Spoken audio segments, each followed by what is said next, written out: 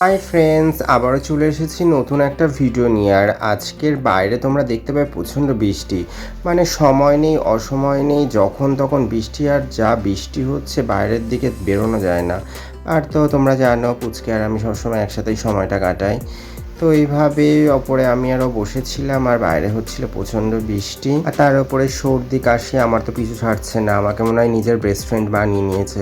যাই হোক, আমি একটু ফ্রেশ হয়ে চলে আসলাম লাঞ্চ করতে।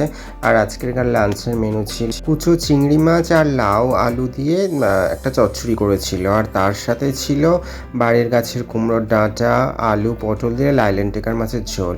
তো তোমরা এখানে দেখতে পাবে একদম অল্প পরিমাণেই ভাত নিয়েছি, কারণ আমি ভাত খেতে পাচ্ছি না, এতটাই শরীর খারাপ। তো তার সাথে আমি একটু ওই চিংড়ি মাছ দিয়ে লাউ মেখে নিয়েছিলাম। আর চিংড়ি মাছগুলো, কুচো চিংড়ি মাছ তো খুব ভালো লাগে, আমার খুব টেস্ট লাগে এই ধরনের চিংড়ি মাছগুলো। চিংড়ি মাছ তো অনেক রকমের হয়, কিন্তু এই চিংড়ি মাছগুলো আমাদের এখানকার যে ভেড়ি আছে সেই ভেড়িতেই পাওয়া যায়, এগুলো ওই সমুদ্রের যে কুচো চিংড়ি না। যাই হোক, তারপর আমি নিয়ে নিয়েছিলাম একটা লাইলেন টেকার মাছ, এক পিস আলু আর এক পিস পটল, আর তার সাথে নিয়ে নিয়েছিলাম ওই কুমড়োর ডাঁটা।